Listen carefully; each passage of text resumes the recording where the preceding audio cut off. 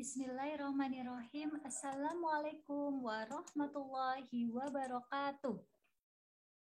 Pada pertemuan 3 ini, kita akan membahas tentang terjadinya penyakit.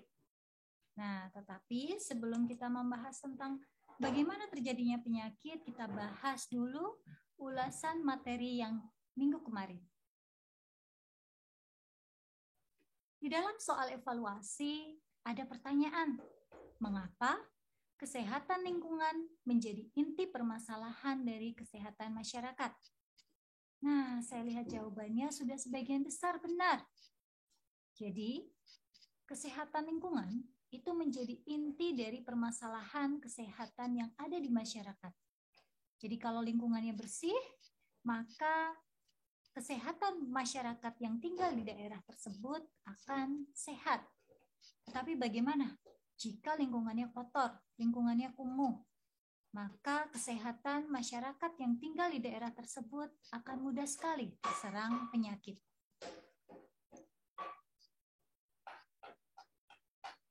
Nah, kemudian yang kedua, pertanyaannya adalah bagaimana nyamuk Aedes aegypti habitatnya, ya, habitat dari nyamuk Aedes aegypti.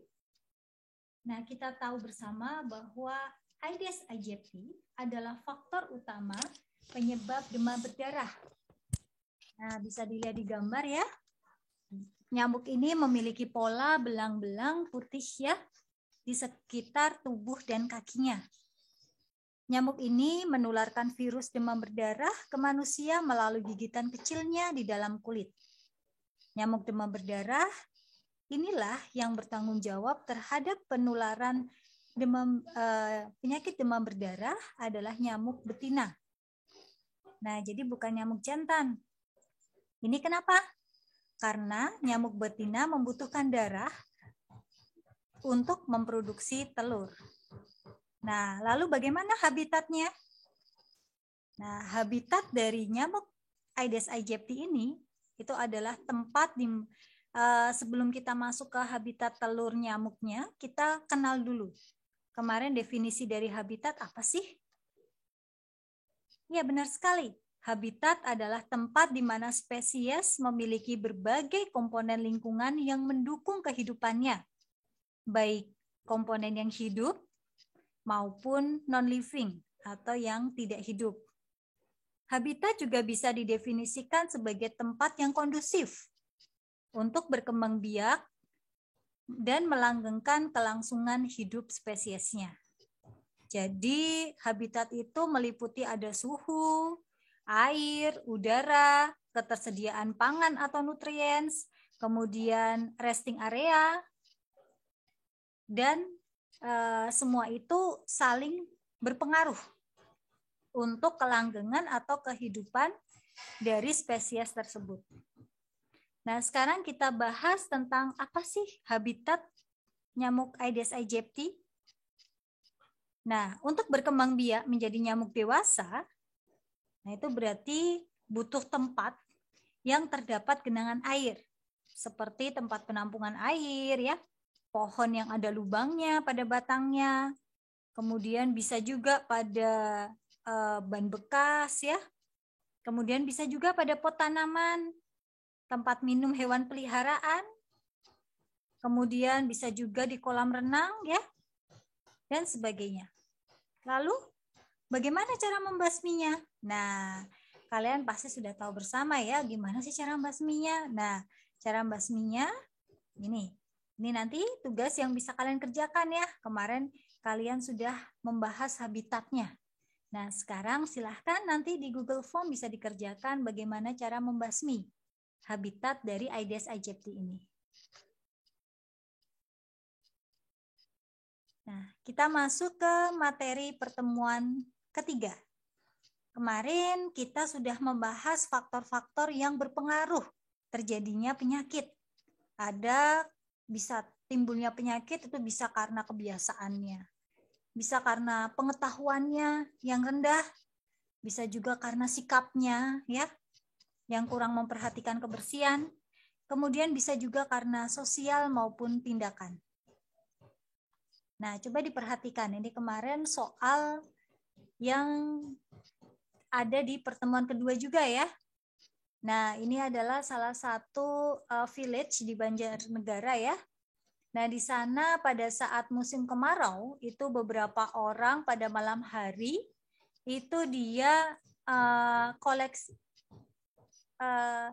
mengumpulkan air bersih untuk mereka masak ya, minum, itu lalu dibawa pulang. Nah, coba lihat tempat mereka mengambil air bersihnya. Nah, kalau mereka mengambil pada malam hari, maka kemungkinan besar dia bisa terjangkit penyakit apa? Iya, benar sekali, malaria. Nah, kebiasaan mengambil air pada malam hari di tempat yang seperti yang ada di gambar, nah itu bisa menyebabkan timbulnya penyakit malaria. Begitu juga penyadapan karet yang dilakukan pada malam hari ya. Nah, itu juga bisa berpotensi menimbulkan penyakit malaria. Sarang nyamuk jentik malaria di pesisir pantai. Nah, bisa dilihat pada gambar ini adanya kerusakan lingkungan pada lingkungan pantai ya, yang bisa menyebabkan sarang nyamuk menjadi sarang nyamuk malaria. Nah, ini juga di daerah perkebunan ya. Nah, jadi apa sih konsep terjadinya penyakit? Nah, proses terjadinya penyakit itu karena adanya interaksi antara tiga, yaitu ada interaksi antara agent, host, dan environment. Host itu biasanya adalah manusia sebagai penjamunya. Dan environment itu adalah lingkungan yang mendukung.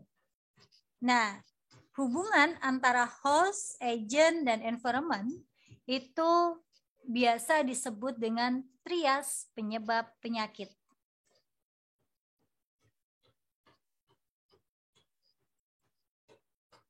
Nah, ini bisa dilihat konsep hubungan interaksi antara host, agent, dan environment. Nah, ini yang disebut dengan trias tadi ya.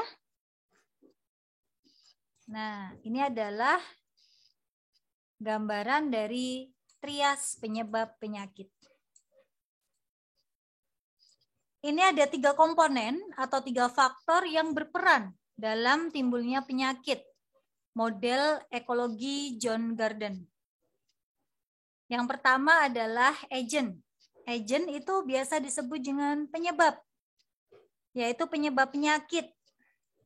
Kemudian host.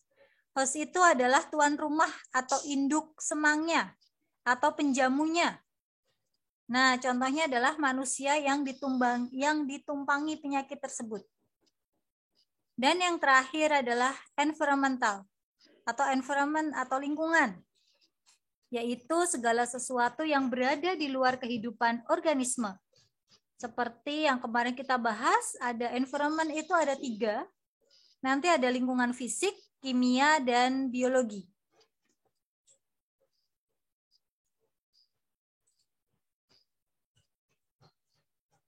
Kita bahas yang host terlebih dahulu ya. Host atau penjamu atau tuan rumah.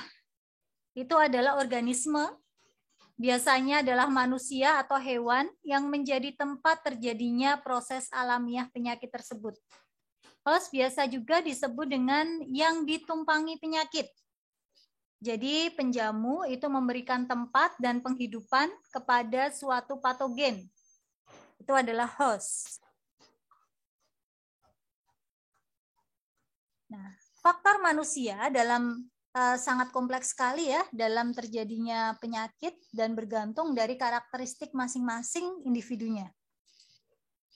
Nah, yang pertama adalah umur. Nah, ini ya. Sama halnya ya dengan pandemi saat ini, yang berusia lanjut atau lansia itu memiliki resiko yang lebih besar. Nah, ini juga sama. Yang pertama adalah umur. Nah, ini ya. Kemudian jenis kelamin, laki-laki atau perempuan. Kemudian ras itu contohnya penyakitnya adalah sickle cell anemia, itu biasa terjadi pada ras negro. Kemudian yang keempat itu adalah genetik.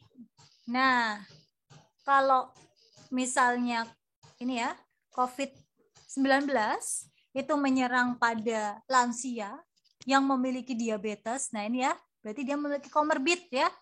Nah, itu jauh lebih beresiko, lebih berbahaya ya. Nah, kemudian yang kelima adalah pekerja.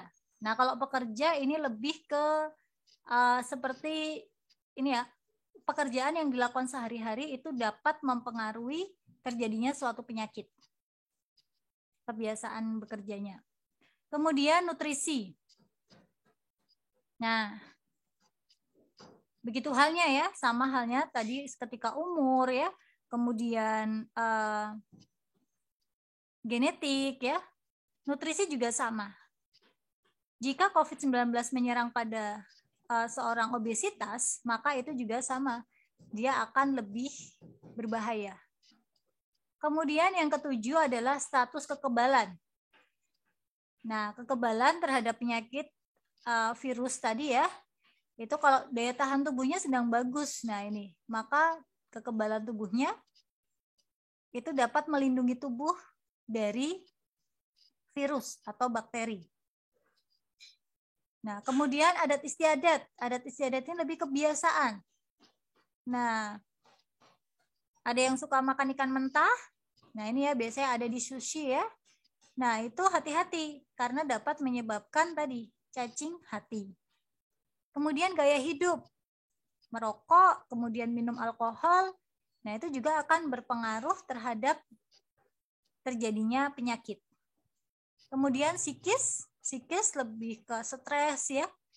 Nah, yang dapat menyebabkan tadi insomnia ya. Karakteristik host dalam menghadapi ancaman penyakit itu ada 3. Yang pertama adalah resisten. Resistensi yaitu kemampuan dari host tersebut untuk bertahan terhadap suatu infeksi. Kemudian imunitas yaitu kesanggupan dari host tersebut untuk mengembangkan suatu respon imunologis atau kekebalan terhadap suatu penyakit. Dan infectiousness atau potensi dari host yang terinfeksi untuk menularkan kuman tersebut ke orang lain. Jadi ada 3 karakteristik host dalam menghadapi ancaman penyakit. Resistensi, imunitas, dan infectiousness. Nah, kemudian yang kedua, terjadinya penyakit tadi ada 3 ya, 3 komponen. Yang pertama adalah host, kemudian yang kedua adalah agent atau pembawa penyakitnya. Agent itu adalah semua unsur atau elemen hidup maupun yang tidak hidup yang kehadirannya atau ketidakhadirannya jika diikuti dengan kontak yang efektif dengan hostnya atau penjamunya yang rentan dalam keadaan yang memungkinkan untuk menjadi stimuli untuk menyebabkan terjadinya proses penyakit. Nah, ini ya.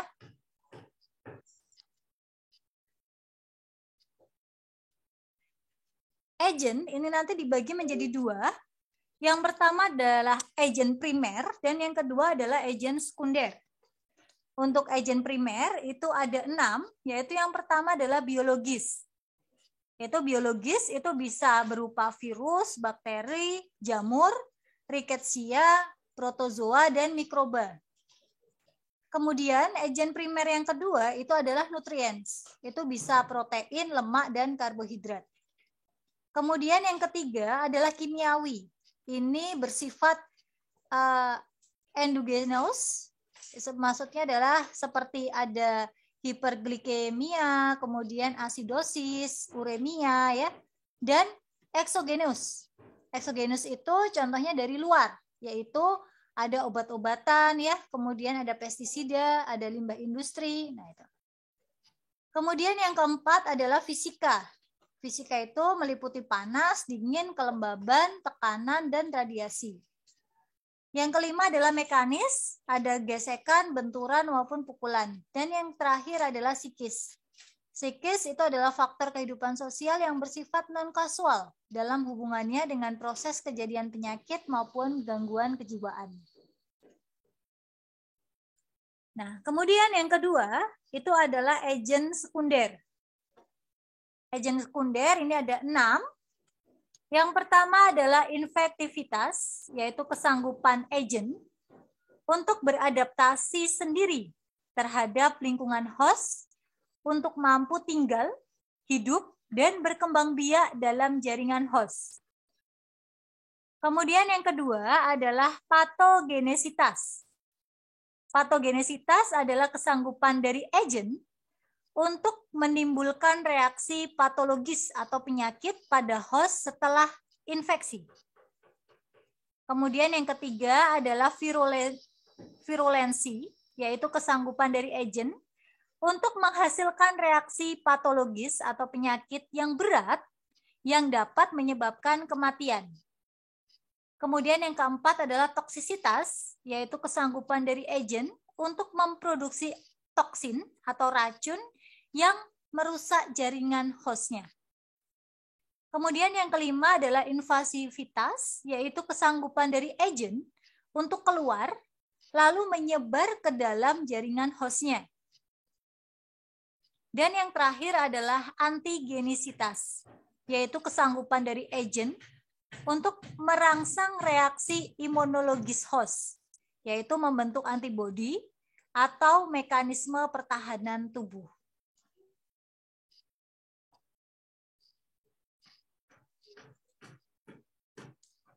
Nah, tadi kita sudah membahas tentang agen, sudah membahas tentang host, dan yang ketiga, komponen yang ketiga itu adalah lingkungan atau environment. Lingkungan atau environment itu adalah segala sesuatu yang mengelilingi dan juga kondisi di luar manusia atau hewan yang menyebabkan atau memungkinkan penularan penyakit. Lingkungan juga dapat didefinisikan sebagai faktor ekstrinsik, jadi di luar manusianya, di luar hostnya ya. Yang cukup penting dalam menentukan terjadinya proses interaksi antara host dengan unsur penyebab dalam proses terjadinya penyakit. Nah, untuk lingkungan ini kita bagi menjadi 3 ya. Jadi secara garis besar itu dapat dibagi menjadi 3 bagian utama, yaitu yang pertama adalah lingkungan fisik. Lingkungan fisik adalah keadaan fisik sekitar manusia yang berpengaruh terhadap manusia, baik secara langsung maupun terhadap lingkungan biologis dan lingkungan sosial manusianya. Lingkungan fisik ini ada yang terbentuk secara alamiah, maupun ada yang timbul akibat perbuatan dari manusia sendiri. Lingkungan fisik ini meliputi udara, ya, keadaan cuaca, geografis, geologis, bisa juga air sebagai sumber kehidupan dan unsur kimia lainnya.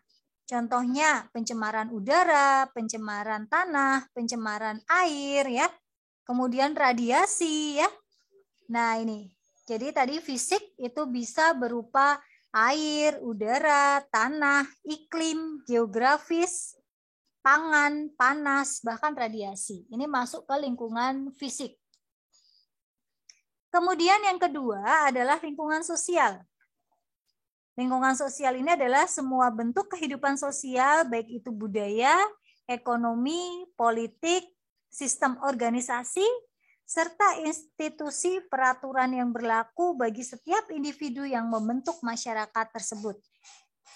Untuk lingkungan sosial ini bisa meliputi pekerjaan, kemudian sistem hukum, sistem administrasi, kehidupan sosial politik, sistem ekonomi yang berlaku.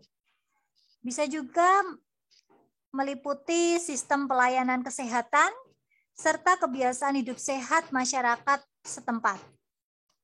Bisa juga dari kepadatan penduduk, serta kepadatan rumahnya. Nah, itu adalah lingkungan sosial. Kemudian yang ketiga, itu adalah lingkungan biologis. Lingkungan biologis adalah semua makhluk hidup yang berada di sekitar manusia. Ada flora maupun fauna. ada tumbuhan maupun hewan, dan memegang peranan penting dalam interaksi antara host dengan agent.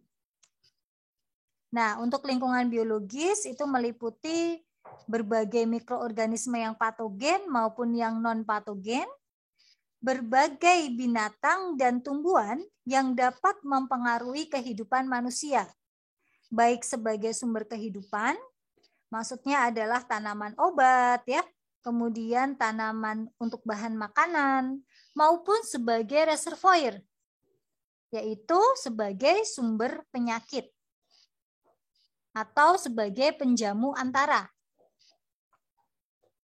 Nah, kemudian contoh yang lain lagi adalah fauna di sekitar manusia yang berfungsi sebagai vektor penyakit tertentu.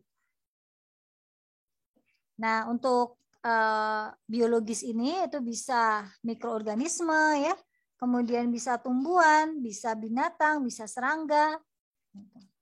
Nanti di Google Form silahkan kalian berikan contoh lingkungan yang contoh dari lingkungan fisik, yang termasuk lingkungan fisik, kemudian contoh yang termasuk lingkungan sosial, dan yang termasuk contoh lingkungan biologis.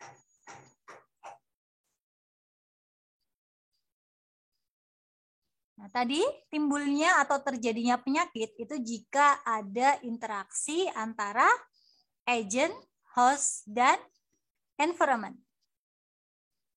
Nah, bagaimana interaksinya? Kita bahas satu persatu. Jadi interaksi antara agent, host, dan environment itu ada 4. Yang pertama adalah interaksi antara agent dengan lingkungan. Kemudian yang kedua adalah interaksi antara host dengan lingkungan. Kemudian yang ketiga adalah interaksi antara host dengan agent. Dan yang terakhir adalah interaksi antara agent, host, dan lingkungan. Kita bahas yang pertama dulu, yaitu interaksi antara agent dan lingkungan. Nah, interaksi antara agent dan lingkungan itu adalah keadaan di mana agent itu mempengaruhi secara langsung oleh lingkungan. Jadi tanpa menghiraukan dari karakteristik hostnya. Jadi karakteristik host tadi ada banyak ya. Ada yang umur ya, kemudian jenis kelamin, ras ya, genetik, dan lain-lain. Jadi tanpa melihat karakteristik hostnya tadi. Periode prepatogenesa itu yaitu patogenesa itu adalah penyakit ya. Contohnya adalah ketahanan bakteri terhadap sinar matahari. Nah, kita tahu bersama ya, bakteri tuberkulosis atau TB ya, itu akan mati dalam beberapa jam di udara yang terbuka. Apalagi jika TB tadi terkena sinar UV dari matahari. Nah, jelas ya ini ya. Jadi, jika di udara tertutup, apalagi sudah tertutup, dia ber-AC, maka bagaimana bakteri TB-nya? Ya benar sekali, dia dapat bertahan hidup. Nah, dia bisa bertahan hidup hingga 8 hari ya. Nah, dan sudah berkembang biak. Nah, ini adalah interaksi antara agent dengan lingkungan. Jadi gimana lingkungannya? Nah, terhadap keberlangsungan dari agentnya. Tapi gimana kalau rumahnya itu sinar matahari bisa masuk atau ruangan itu sinar matahari bisa masuk dan ada jendela untuk pertukaran udara. Nah, maka tadi bakteri TB-nya dia akan mati ya. Nah, ini jadi hubungan langsung antara agent dengan lingkungan. Kemudian yang kedua, itu adalah interaksi antara host dengan lingkungan. Interaksi antara host dengan lingkungan itu adalah keadaan di mana host dipengaruhi secara langsung oleh lingkungan, tanpa menghiraukan faktor agentnya. Nah, ini adalah masuk ke tahap prepatogenesa dan patogenesa. Contohnya adalah kebiasaan makanan dan ketersediaan fasilitas kesehatan. Nih, yang biasa makan manis. Nah, itu ya. Sudah memiliki genetik diabetes, suka manis. Nah, ini ya. Maka tadi akan menimbulkan timbulnya penyakit diabetes. Kemudian kebiasaan makan banyak. Nah, itu bisa menimbulkan penyakit obesitas. Kemudian yang ketiga, itu adalah interaksi antara host dengan agennya, yaitu keadaan di mana agen berada dalam diri host, bermukim dengan baik, berkembang biak di dalam host, dan mungkin telah menstimuli respon dari hostnya. Nah, contoh respon dari host gimana? Biasanya terjadi demam, ya. Kemudian terjadi perubahan jaringan sampai dengan produksi zat imunitas.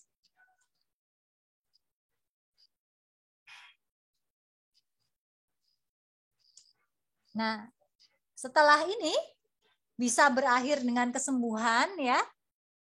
Bahkan bisa juga berakhir pada kematian.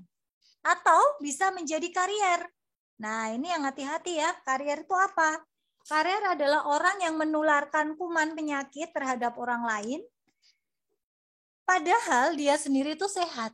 Nah, ini. Orang tersebut itu sering menjadi sumber penular karena ia tidak menampakkan gejala atau tanda-tanda penyakit. Biasanya terjadi pada penderita penyakit menular yang menunjukkan gejala ringan dan tidak diobati dengan baik sehingga menjadi karier.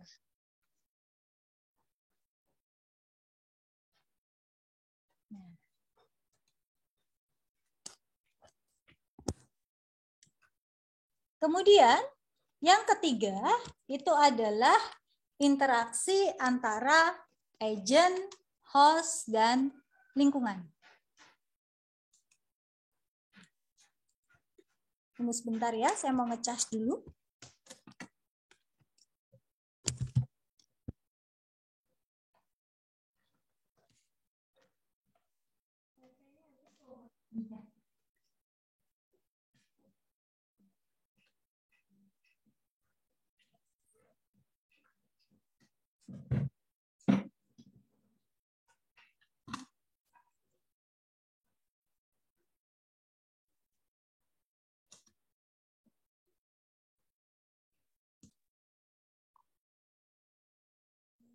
Nah, kemudian yang ketiga tadi adalah interaksi antara agen, host, dan lingkungan.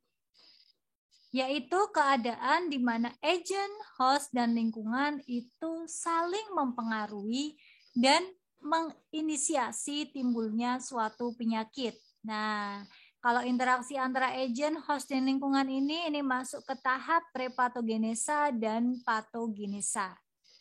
Contohnya itu adalah kontaminasi dari feses dari penderita tipes pada sumber air minum.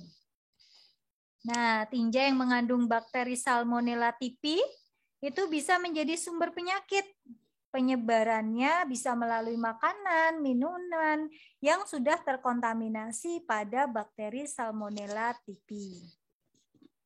Nah, itu tadi adalah 4 interaksi antara agen, host, dan lingkungan.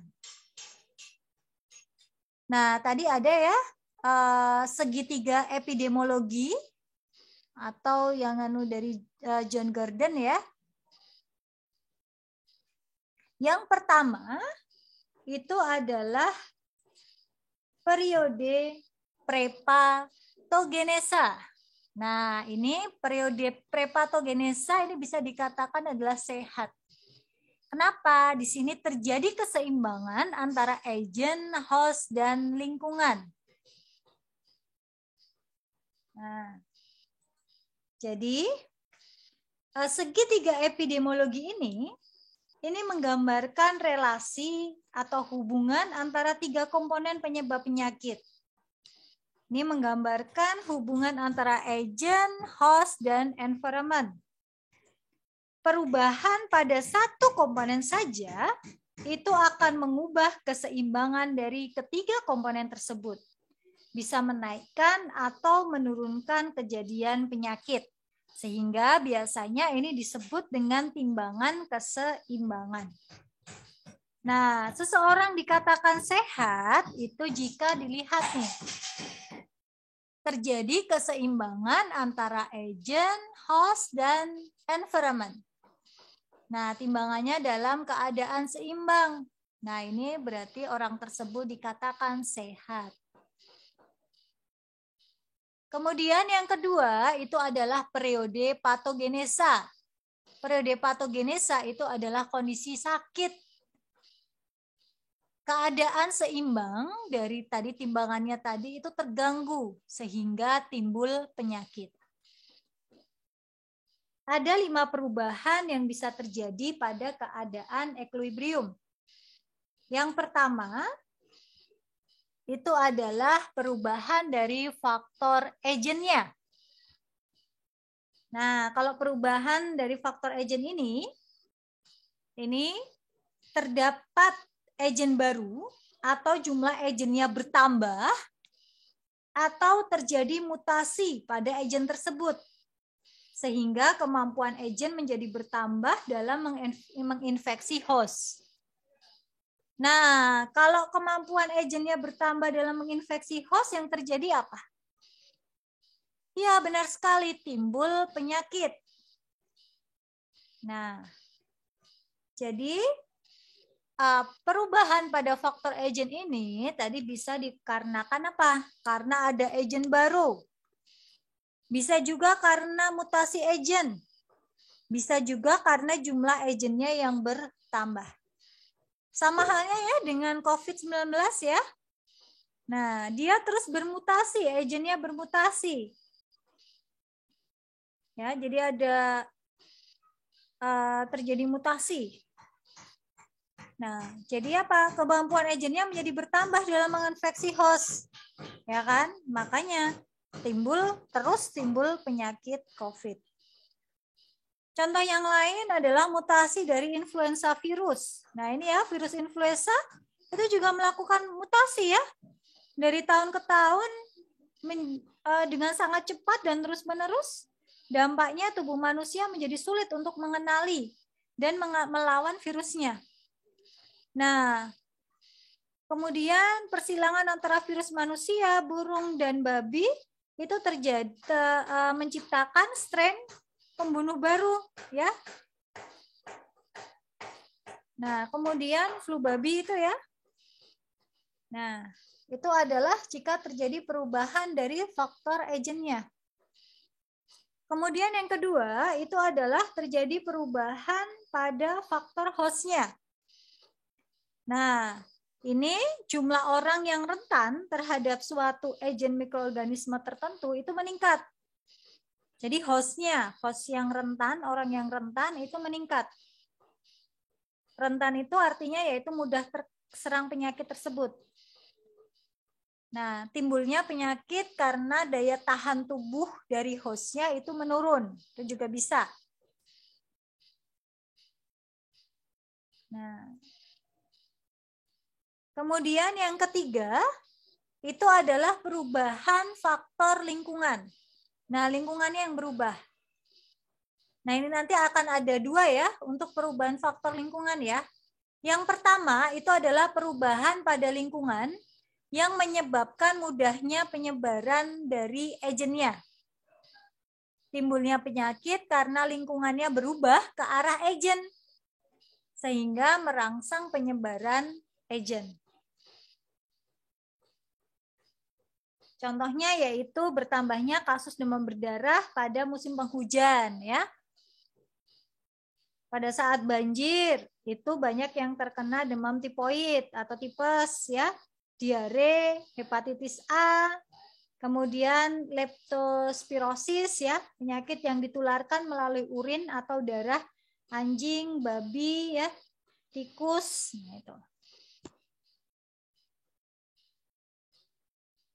Kemudian perubahan pada lingkungan yang menyebabkan perubahan pada kerentanan hostnya. Nah, ini environment-nya dia ke arah host. Timbulnya penyakit karena lingkungan berubah ke arah host yang menyebabkan perubahan kerentanan penjamunya. Misalnya, itu adalah industrialisasi. Contohnya, infeksi saluran pernafasan atau ISPA itu bertambah bersamaan dengan meningkatnya polusi udara. Nah, sekian pemaparan materi untuk pertemuan ketiga ini. Nah, silahkan dikerjakan soal evaluasi yang sudah ada. Kemudian jika ada yang ingin ditanyakan, kita diskusikan bersama-sama di forum diskusi LMS. Terima kasih. Wassalamualaikum warahmatullahi wabarakatuh.